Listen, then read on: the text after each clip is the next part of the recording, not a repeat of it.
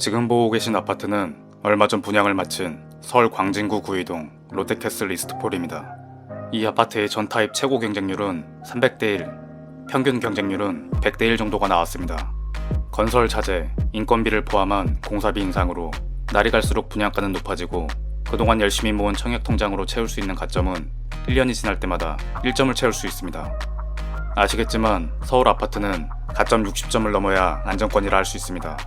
그런데 60점을 채우는 게 무척이나 어렵죠. 아이 3명을 낳은 부부가 무주택 10년을 유지해도 54점. 만약 아이가 1명이거나 없다면 또는 미혼이라면 내가 정말 청약을 기다리는 게 맞는지 심각하게 고민해볼 필요가 있습니다. 저는 지금 내 집 마련이나 청약 자체를 뭐라고 하는 게 아닙니다. 누구나 아파트에 살고 싶고 내 집 마련하고 싶은 마음 당연합니다. 좀 더 솔직히 말하면 살 때부터 차익을 얻고 싶은 마음도 충분히 공감합니다. 하지만 이 아파트 7사 타입 분양가는 11억 3천만 원. 직장인이 30년 만기 대출을 땡겨 분양을 받으면 결국 이 아파트 한 채에 평생 근로소득을 갖다 바쳐야 합니다. 더 중요한 건 직장에 바쳐야 할 시간이겠죠. 결국 제가 하고 싶은 말은 반드시 청약만이 정답이다 라거나 시간이 지나면 청약을 받을 수 있고 그때는 행복하겠지 같은 고정관념을 버려야 한다는 겁니다. 차라리 그 시간에 더 일찍 경험하고 더 나은 삶을 살 수도 있습니다. 다른 방향으로 눈을 돌리면 분명 또 다른 길이 있습니다. 제 친구의 흥미로운 사례를 말씀드려 보겠습니다. 대전에 살고 있는 이 친구는 아이 둘을 키우는 평범한 직장인입니다. 2020년 대전의 아파트 시장 분위기가 뜨거워지자 친구는 마음이 조급해졌습니다. 언제 당첨될지도 모를 청약을 기다리는 것보다 제가 하고 있는 투자 공부에 관심을 보인 거죠. 사실 처음에는 투자 공부보다 투자처를 궁금해했습니다. 모아놓은 돈이 얼마 없는데 어디를 살 수 있는지, 어디를 사야 하는지 말이죠. 저는 일자리 감소, 과잉 공급으로 당시 전국에서 가장 분위기가 안 좋았던 경북 구미시에 관심 가져볼 것을 제안했습니다. 이 친구의 종잣돈이 5천만 원도 되지 않았기 때문에 그 이상 도시는 접근이 어려운 이유도 있었습니다. 특히 구미는 그 지역 사람들의 집을 사고 싶은 심리가 정말 안 좋을 때라 다른 도시들에 비해 가격이 저평가되어 있었습니다. 그때 제가 조언했던 말은 가장 싸진 지역에 가장 비싼 걸 사라는 한마디였습니다. 이 친구는 구미에서 사람들이 가장 선호하는 아파트 중심으로 전세를 빨리 맞출 수 있는 물건에 집중했습니다. 그렇게 이 친구는 2020년 4월 구미 신도심 대장급 아파트를 매매가 2억 9,800만 원, 전세 2억 6천만 원을 끼고 매수합니다. 투자금은 3,800만 원, 부대비용 포함해도 친구 종잣돈으로 여유있게 계약할 수 있었습니다. 매수 타이밍을 잘 파고든 덕에 계약한 지 일주일 만에 전세 세입자도 구할 수 있었습니다. 물론 투자용이라 직접 거주할 수는 없었지만 생애 처음 유주택자가 된 친구는 정말 기뻐했던 기억이 납니다. 더 이상 청약에 목맬 필요가 없었고 공부한 대로 계획한 후 실행까지 해낸 만족감이 더 컸던 것 같았습니다. 등기를 친 지 1년이 지난 2021년 8월에는 이 아파트가 4억 8,500만 원까지 신고가를 찍으면서 장밋빛 미래를 꿈꾸기도 했습니다. 그런데 2년 후 2022년 전세 만기는 다가오는데 금리는 오르고 전국 부동산은 폭락을 맞았습니다. 구미도 예외일 순 없었죠. 친구가 보유한 아파트도 상승세는 꺾이고 하락으로 돌아섰습니다. 이 친구 지금은 어떻게 됐을까요? 결국 전세 2년 만기에 맞춰 2022년 8월 3억 9천만 원에 매도하게 됩니다.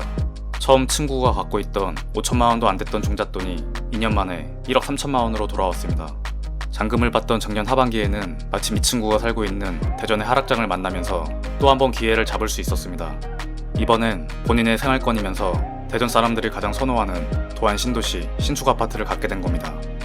불과 2년 전에는 상상도 못했던 종잣돈, 청약 가점을 가진 친구가 단 한 번의 선택으로 훨씬 좋은 결과를 얻어냈습니다. 청약이 아닌 방법으로 말입니다. 올해 이 친구는 분양권을 추가로 매수하면서 지금은 2주택자가 됐습니다. 이건 제 친구 사례이긴 하지만 시간을 더 거슬러 올라가면 저도 비슷합니다.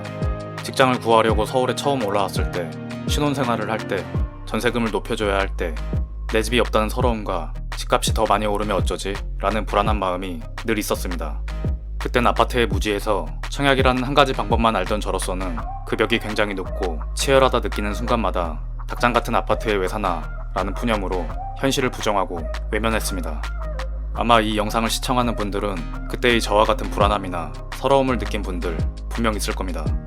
제가 영상에서 이런 이야기를 하는 이유는 청약에 지친 분들에게 저나 제 친구 같은 이런 테크트리도 하나의 선택이 될 수 있음을 알리고 싶어서입니다. 이런 기회는 전국 곳곳에 널려 있고 앞으로 더 많이 올 것 같습니다. 제가 매번 영상 마지막마다 투자 공부 얘기를 하는 이유가 여기 있습니다. 지금까지 영상을 본 분들은 정말 기회가 있는지 확인해보고 싶은 분들일 겁니다. 이런 분들은 제 멤버십 영상을 꼭 한 편이라도 보셨으면 좋겠습니다. 이번 달 마침 친구 사례처럼 5천만 원이 안 되는 소액 투자처를 제안했습니다. 분명 만족하실 겁니다. 어쨌든 저는 우연한 기회에 이런 투자 세계에 발을 들이게 됐고 결국 여기까지 오게 됐습니다. 늘 좋은 경험만 있던 건 아니죠. 세입자 명도 집행, 계약갱신 청구, 역전세 같은 것도 맞고 위기도 있었습니다.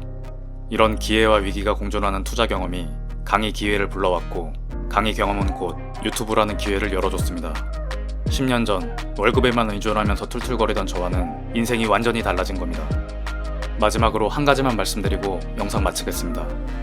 많은 전문가들이 아파트를 살 때 청약을 받으라고 말합니다. 하지만 알고 보면 그들 대부분은 청약 당첨으로 시작하지 않았습니다. 청약 가점을 채우는 기간 동안 내 근로소득보다 자산소득이 크다는 걸 아는 겁니다. 이렇게 말씀드려도 결국 당첨만 되면 좋은 것 아니냐라는 생각이 드실 겁니다. 물론 그렇게 생각할 수 있습니다. 하지만 조금만 더 생각해보세요. 청약을 기다린 시간, 당첨받고 대출을 갚는 시간, 그 시간 자체가 모두 기회비용입니다. 우리가 원하는 진짜 자유로 가는 길은 그 시간 투입 없이는 절대로 불가능합니다. 오늘 준비한 내용은 여기까지입니다.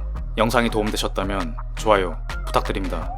더 깊이 있고 유익한 내용을 원한다면 고정 댓글 퍼펙트 서처를 확인해주세요. 그럼 다음 주에 뵙겠습니다. 아파트 서처였습니다.